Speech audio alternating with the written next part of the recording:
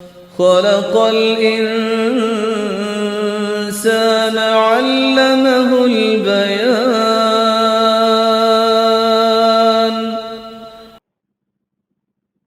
نحمده ونصلي على رسوله الكريم، أما بعد، فأعوذ بالله من الشيطان الرجيم. بسم الله الرحمن الرحيم. رب اشرح لي صدري ويسر لي أمري واحلل عقدة من لساني يفقهوا قولي.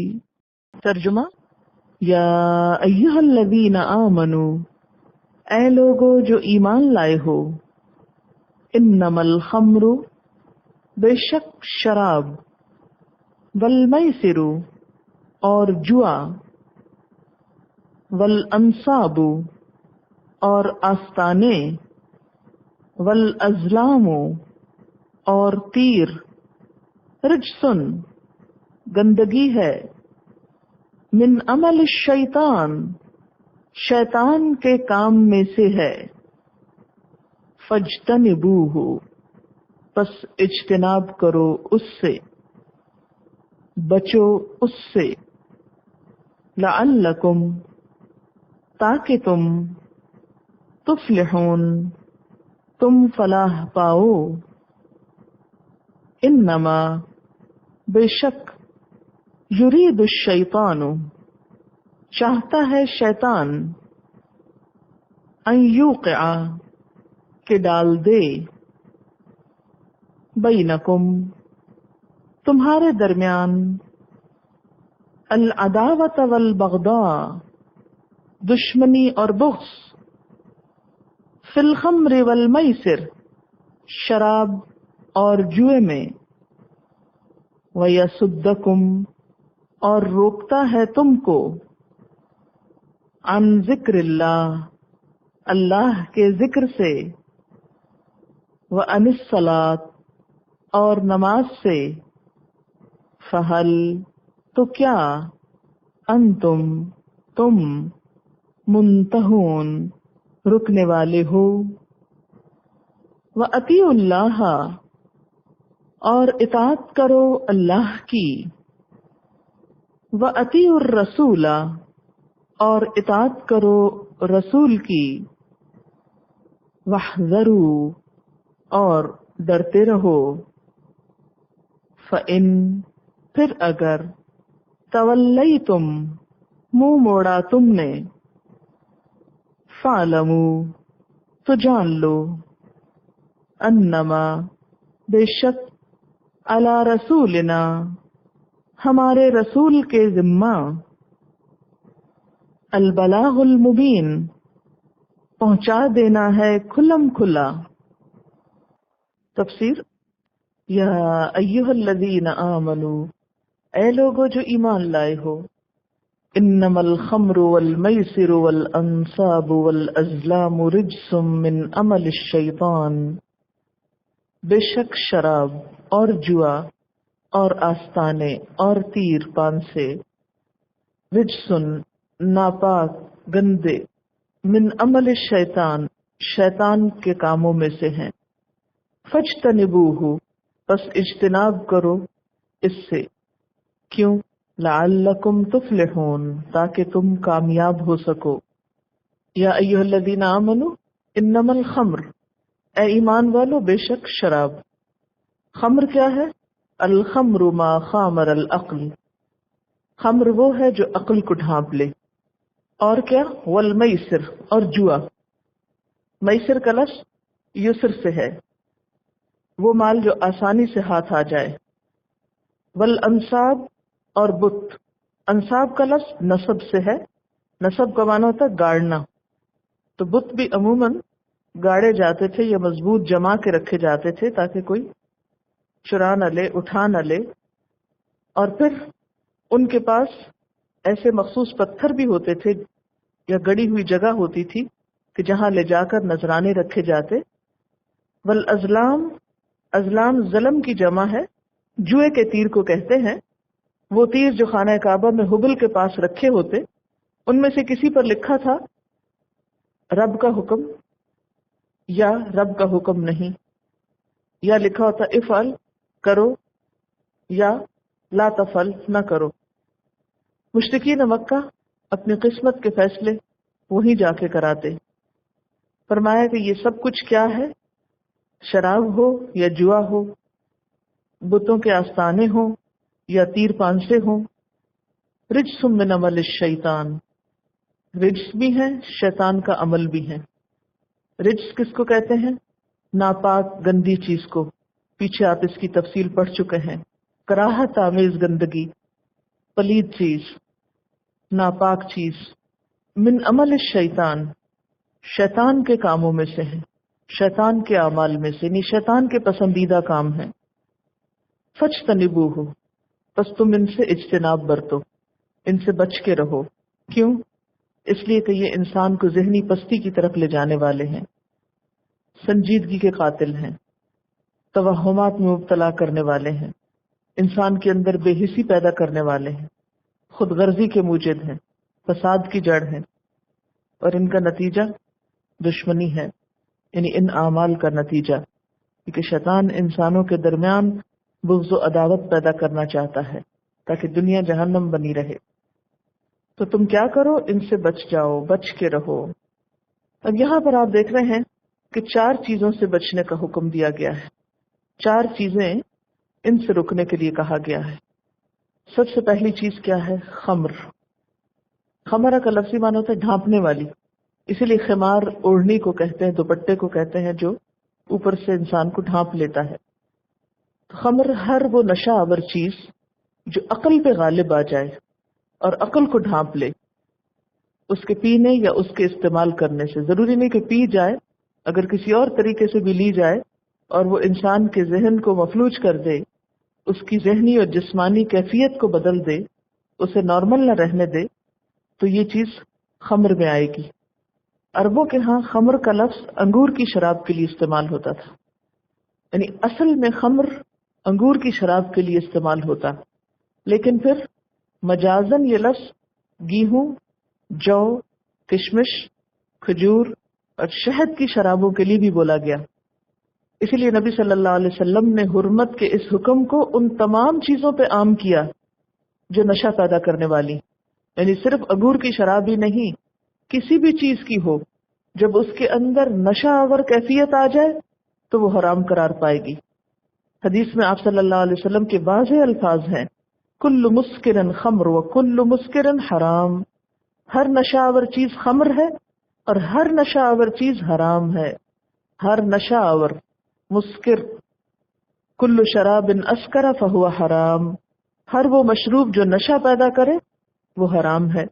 آپ صلی اللہ علیہ وسلم نے فرمایا، اور میں ہر نشہ آور چیز سے منع کرتا ہوں، چاہے کھانے کی ہو، پینے کی ہو، انجیکشن سے لی جائے یا کسی بھی اور ذریعے سے لی جائے، جس سے نشہ پیدا ہو وہ حرام میں شمار ہوگی۔ حضرت عمر رضی اللہ تعالیٰ عنہ نے جمعے کے خطبے میں شراب کی یہ تعریف بیان کی تھی، الخمر ما خامر العقل، خمر سے مراد ہر وہ چیز ہے جو عقل کو ڈھانک لے۔ اسی طرح نبی صلی اللہ علیہ وسلم نے یہ بھی فرمایا، ما اسکر کثیرہ فقلیلہ حرام، جس چیز کی کثیر مقدار نشہ پیدا کرے اس کی تھوڑی مقدار بھی حرام ہے۔ بعض لوگ کہتے ہیں نا تھوڑی سی پیتے ہیں، تو جو چیز زیادہ پینے پر نقصان دہ ہو اس کا تھوڑا پینا بھی منع ہے، یعنی اس میں یہ فرق نہیں کیا گیا کہ تھوڑی پی سکتے ہیں یا زیادہ، جو چیز رجس ہے، ناپاک ہے، پلید ہے، اس کا تھوڑا بھی نہ پیو۔ کئی لوگ کہتے ہیں نا حرام کا لفظ نہیں لکھا ہوا قرآن میں، بولتے ہیں نا شراب کو کیسے آپ حرام کہتے ہیں، تو قرآن میں لکھا ہی نہیں کہ حرام ہے۔ اب یہ جو لکھا ہے رجس، اور رجس کس کو کہتے ہیں؟ ناپاک چیز کو، گندی پلید چیز کو۔ تو بار بار تو قرآن کہہ رہا ہے طیب کھاؤ، حلال کھاؤ، تو پھر کیا اسلام میں ناپاک چیزیں حلال کے زمرے میں آئیں گی؟ وہ حرام نہیں ہوگی؟ اور پھر عمل شیطان کہا گیا، تو شیطان کے کام ہم سب کے لیے حلال ہیں، جائز ہے؟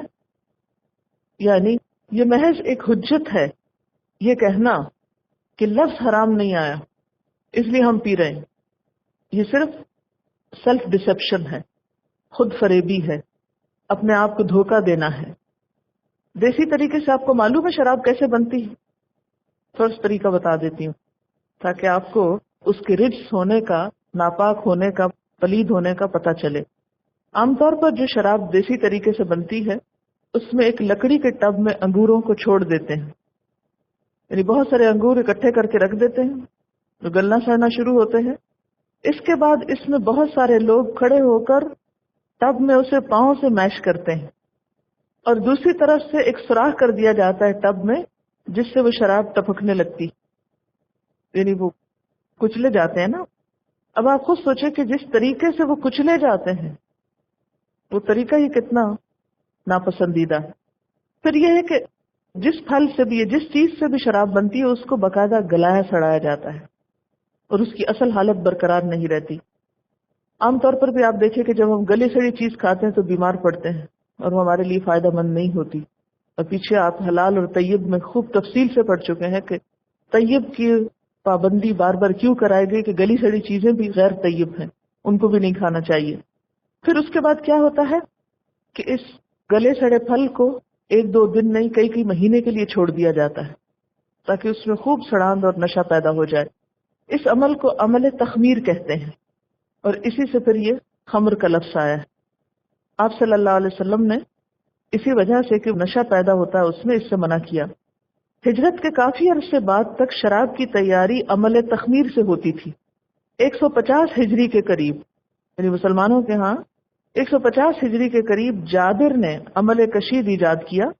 جابر بن حیان اولین دور کا ایک عربی نسل علم کیمیا کا ماہر تھا، جس نے کتاب المئہ لکھ کر کیمسٹری میں عمل کشید اور عمل تقطیر کے حیرت انگیز باب کا اضافہ کیا۔ یعنی جابر بن حیان مسلم سائنٹسٹ تھا، اس کا نام آپ نے سن رکھا ہوگا۔ اس نے عمل کشید، یعنی اب بہت سی جڑی بوٹیوں کو پانی میں ابال کے اس کے جو بھاپ ہوتی ہے اس کو نکال کے قطرہ قطرہ اس سے ارک بنایا جاتا ہے یا اور دوائیاں بنائی جاتی ہیں، تو یہ دراصل وہاں سے ایجاد ہوا تھا۔ اس نے تو ایک اچھی نیت کے ساتھ یہ سب کچھ کیا، لیکن کچھ عرصے کے بعد الکوہل اسی طرح بننے لگی عمل کشید کے ذریعے۔ اسی لیے کہتے ہیں نا شراب کشید کرنا۔ الکوہل بنیادی طور پر عربی زبان کا لفظ ہے، عربی میں اس کے معنی ہے ناپاک روح، کیونکہ وہ پھل کی بھی ایک طرح سے روح نکالی جاتی ہے نا، اس کا ست نکالا جاتا ہے۔ پھر اسی طرح یہ کہ اس سارے محلول کے اندر ایک نشہ پیدا ہو جاتا ہے جس کو آگے مختلف طریقوں سے استعمال کیا جاتا ہے۔ اس سے پہلے آپ 2 آیات پیچھے پڑھ چکے ہیں، سورت البقرہ میں اور سورت النساء میں۔ اب میں چند ایک اور احادیث بیان کروں گی کہ جس سے آپ کو پتہ چلے گا کہ شراب کی حرمت کے بارے میں نبی صلی اللہ علیہ وسلم نے کیا فرمایا، کیونکہ آگے کی آیات کو اسی طرح سمجھا جا سکتا ہے۔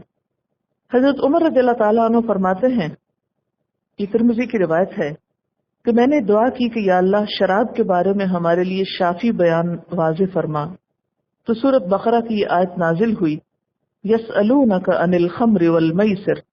چنانچہ حضرت عمر کو بلا کر ان پہ یہ آیت پڑھی گئی۔ پھر انہوں نے دعا کی، یا اللہ شراب کے بارے میں ہمارے لیے شافی بیان نازل فرما، تو سورت نساء کی یہ آیت نازل ہوئی، یا ایھا الذین آمنوا لا تقربوا الصلاۃ وانتم سکارى، کہ نشے کی حالت میں نماز کے قریب نہ جاؤ۔ چنانچہ حضرت عمر کو بلا کر یہ آیت پڑھی گئی۔ پھر آپ نے دعا کی، یا اللہ ہمارے لیے شراب کے بارے میں شافی بیان واضح فرما، تو سورت مائدہ کی یہ آیت نازل ہوئی، انما یرید الشیطان سے آخر تک۔ چنانچہ حضرت عمر کو بلا کر ان پہ یہ آیت پڑھی گئی تو انہوں نے کہا، ہم باز آئے، ہم باز آئے۔ حضرت جابر کہتے ہیں کہ احد کے دن کچھ لوگوں نے شراب پی رکھی تھی، اسی حال میں وہ شہید ہوئے، اس وقت تک شراب حرام نہیں ہوئی تھی۔ حضرت عمر فرماتے ہیں کہ رسول اللہ صلی اللہ علیہ وسلم منبر پر کھڑے ہو کر فرما رہے تھے، لوگوں شراب حرام ہوئی۔ شراب 5 چیزوں سے بنا کرتی ہے، انگور، کھجور، شہد، گیہوں اور جو سے، اور جس مشروب سے عقل میں فطور آئے وہ خمر ہے۔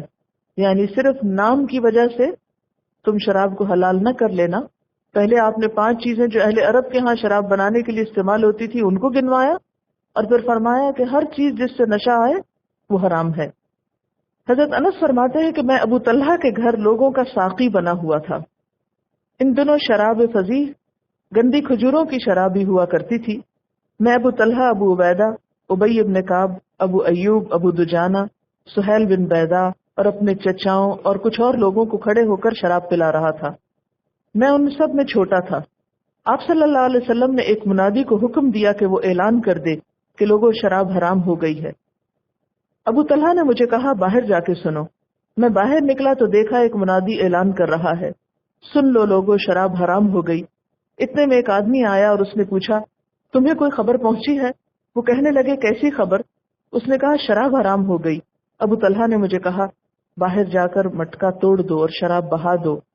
میں باہر نکلا اور سل کے ایک بٹے کو اٹھا کر مٹکے کے پیندے میں مارا، مٹکا ٹوٹ گیا اور شراب بہہ گئی۔ اس دن مدینہ کے گلی کوچوں میں شراب بہہ رہی تھی۔ اس شخص سے یہ خبر سننے کے بعد لوگوں نے نہ اس کی تصدیق کی اور نہ ہی پھر کبھی شراب پی، یعنی صرف سننا ہی کافی تھا، کیونکہ انتظار میں تو تھے کہ آہستہ آہستہ اس کو حرام ہی کیا جا رہا ہے، لیکن جو ہی حکم آیا فوراً عمل کر لیا۔ حضرت عبداللہ بن بریدہ اپنے والد سے روایت کرتے ہیں کہ آپ صلی اللہ علیہ وسلم نے فرمایا جو شخص انگور اترنے کے زمانے میں انگور سٹاک کر کے رکھے تاکہ اسے شراب بنانے والوں کے ہاتھ فروخت کرے، اس نے دیدہ و دانستہ آگ میں جانے کی تیاری کی۔ یعنی یہ چیز بھی سخت ناپسندیدہ ہے۔ آپ صلی اللہ علیہ وسلم سے پوچھا گیا کہ کیا شراب بطور دوا استعمال ہو سکتی ہے؟ آپ نے فرمایا شراب تو خود بیماری ہے، یہ کیا شفا دے گی؟ حضرت عائشہ فرماتی ہے کہ آپ صلی اللہ علیہ وسلم نے فرمایا ہر نشہ آور چیز حرام ہے۔ آپ نے فرمایا جس چیز کی کثیر مقدار حرام ہو اس کی قلیل مقدار بھی حرام ہے۔ آپ سے پوچھا گیا کہ ہم شراب کا سرکہ بنا کر استعمال کر سکتے ہیں؟ فرمایا نہیں۔ بعد میں پھر اس کو حلال کیا گیا تھا۔ شروع میں برتنوں تک کو حرام کر دیا گیا تھا کہ ان برتنوں کو بھی استعمال نہ کیا جائے جس میں شراب رکھی ہو۔ ابن عباس فرماتے ہیں کہ قبیلہ ربیہ کا ایک وفد مدینہ آیا تو آپ نے ان لوگوں کو حکم دیا کہ فلاں فلاں برتن، آپ نے ایسے برتنوں کا نام دیا جس میں شراب بنائی جاتی تھی، فرمایا کسی دوسرے استعمال میں نہ لائے جائیں، یعنی شراب والے برتنوں میں کچھ اور نہ ڈالا جائے، ان کو بھی توڑ دیا جائے اور ان میں نبیذ بھی نہ بنائی جائے، یہ ایک اور ڈرنک کا نام ہے، آپ یوں سمجھے جیسے سافٹ ڈرنک ہو۔ آپ صلی اللہ علیہ وسلم نے فرمایا میری امت میں ایسے لوگ پیدا ہوں گے جو زنا، ریشم، شراب اور آلات موسیقی کے کوئی دوسرے نام رکھ کر انہیں جائز قرار دے لیں گے۔ یہ بخاری کی روایت ہے۔ حضرت انس فرماتے ہیں کہ آپ صلی اللہ علیہ وسلم کے پاس ایک شخص لایا گیا جس نے شراب پی تھی، آپ نے 2 ٹہنیوں سے اسے 40 مرتبہ مارا، حد جاری کی یعنی۔ آپ صلی اللہ علیہ وسلم نے فرمایا اللہ تعالیٰ نے جس چیز کا پینا حرام ٹھہرایا اس کی خرید و فروخت بھی حرام کر دی ہے، یعنی اس کا بزنس بھی نہیں کیا جا سکتا۔ حضرت عائشہ فرماتی ہے کہ جب سود سے متعلق سورۃ بقرہ کی آیات نازل ہوئی تو آپ مسجد میں آئے، ان آیتوں کو پڑھ کر سنایا، پھر فرمایا کہ شراب کی خرید و فروخت بھی حرام ہے۔ حضرت انس فرماتے ہیں کہ آپ صلی اللہ علیہ وسلم نے شراب کے سلسلے میں 10 لوگوں پہ لعنت فرمائی۔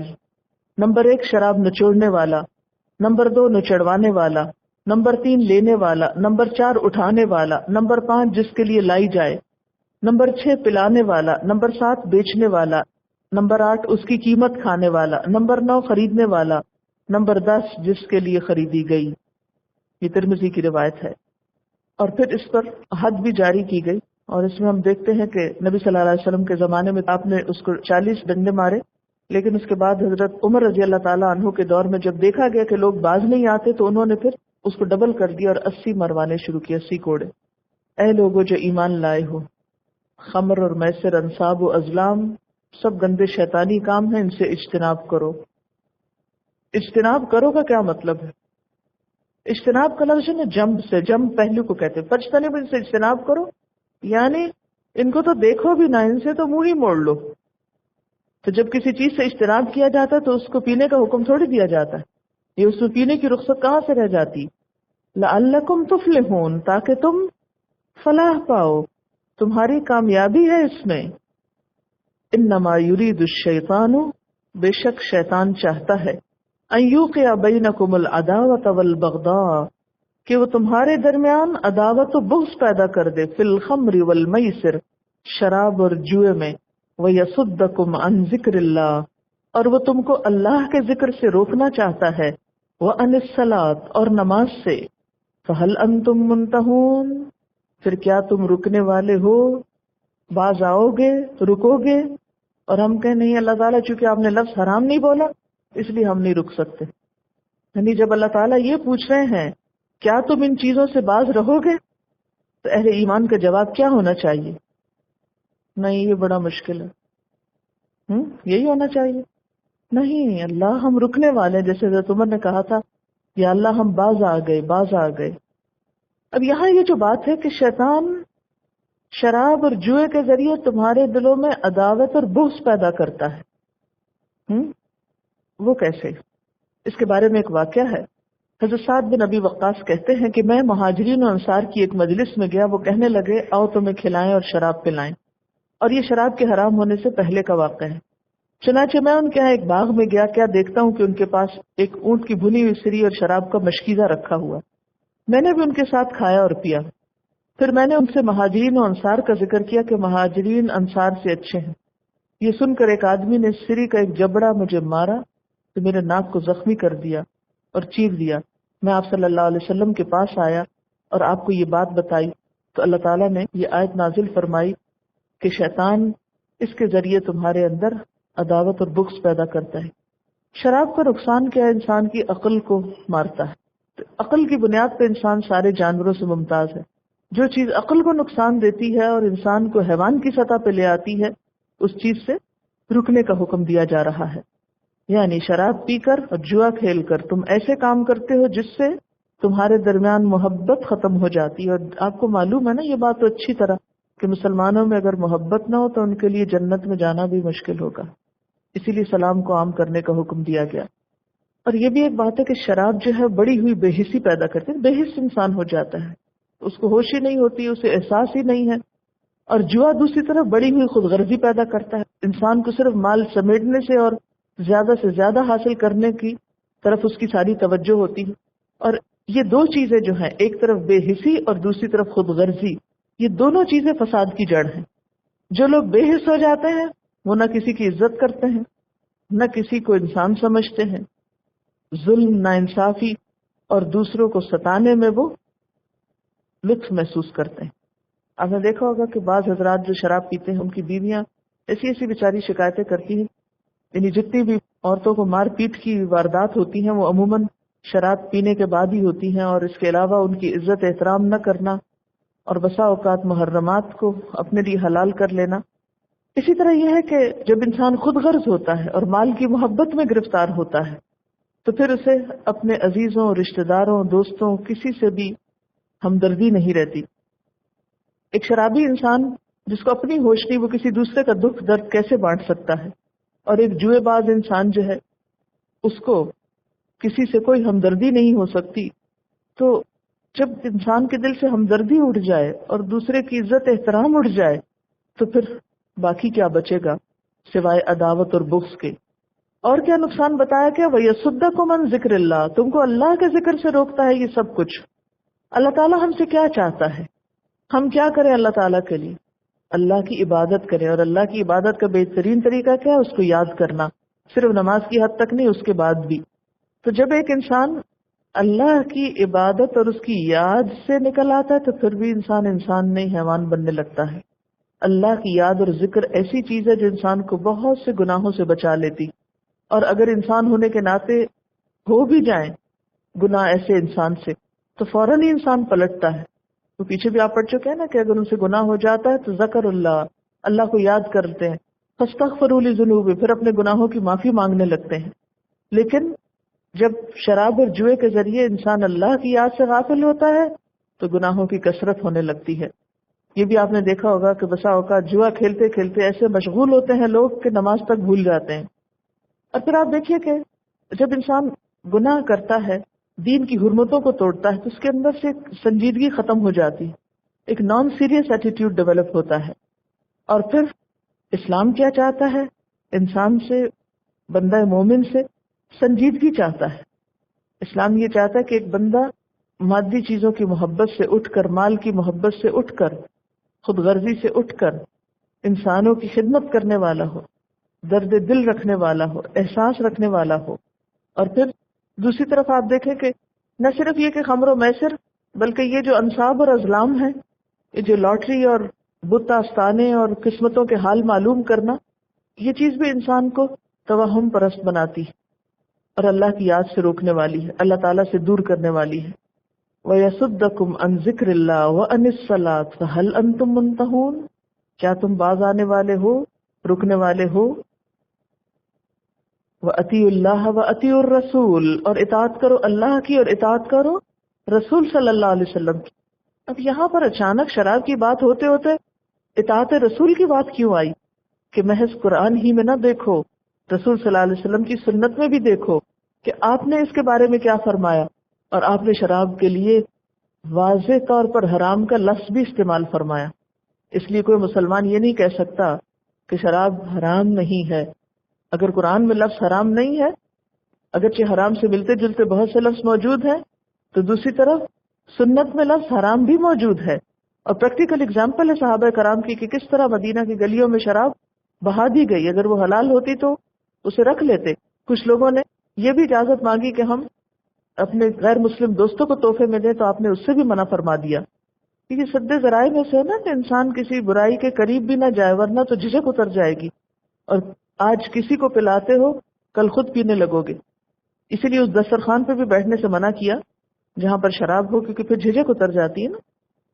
تو وَأَطِیعُوا اللَّهَ وَأَطِیعُوا الرَّسُولَ وَاحْذَرُوا، واحذروا، اور بچو، ڈرو، باز آ جاؤ، فَإِن تَوَلَّيْتُمْ، اور اگر تم نے منہ موڑا یعنی باز نہ آئے، فَاعْلَمُوا، تو جان لو، انما علی رسولنا البلاغ المبین، کہ ہمارے رسول پر کھلم کھلا پہنچانے کی ذمہ داری ہے۔ اس سے کیا پتہ چلتا ہے پھر رسول نے کیسے پہنچایا؟ عملی طور پہ اس حکم کو نافذ کر کے دکھایا، اور جنہوں نے پابندی نہیں کی ان کو سزا بھی اپنے ہاتھ سے دی، تاکہ حرمت اچھی طرح واضح ہو جائے۔ اگر حلال ہوتی تو اس شخص کو وہ 40 ڈنڈے کیوں پڑتے؟ اسی وجہ سے نا کہ حرام تھی۔ فَإِن تَوَلَّيْتُمْ، ساتھ ہی دیکھیں میں سوچتی ہوں لوگ قرآن پڑھتے نہیں ہیں، ان کو سمجھ میں نہیں آتا۔ فَإِن تَوَلَّيْتُمْ، اگر تم نے منہ موڑا، کس چیز سے منہ موڑنا ہے یہاں؟ یعنی جو اللہ نے حرام کی ہیں چیزیں اگر تم ان سے باز نہیں آئے، ان کو حرام نہیں سمجھا، اللہ کے حکم کو پس پش ڈال دیا، فَاعْلَمُوا أَنَّمَا عَلَى رَسُولِنَا الْبَلَاغُ الْمُبِينُ، تو جان لو ہمارے رسول پر صاف پیغام پہنچانے کی ذمہ داری ہے، صاف صاف حکم پہنچانے کی ذمہ داری ہے۔ اس نے تو پہنچا دیا، اب تمہارا کام تم مانو یا نہ مانو، اس کی پوچھ اس سے نہیں تم سے ہوگی۔ وآخر دعوانا ان الحمد للہ رب العالمین۔ سبحانک اللہم وبحمدک، نشہد ان لا الہ الا انت، نستغفرک ونتوب الیک۔ والسلام علیکم ورحمۃ اللہ وبرکاتہ۔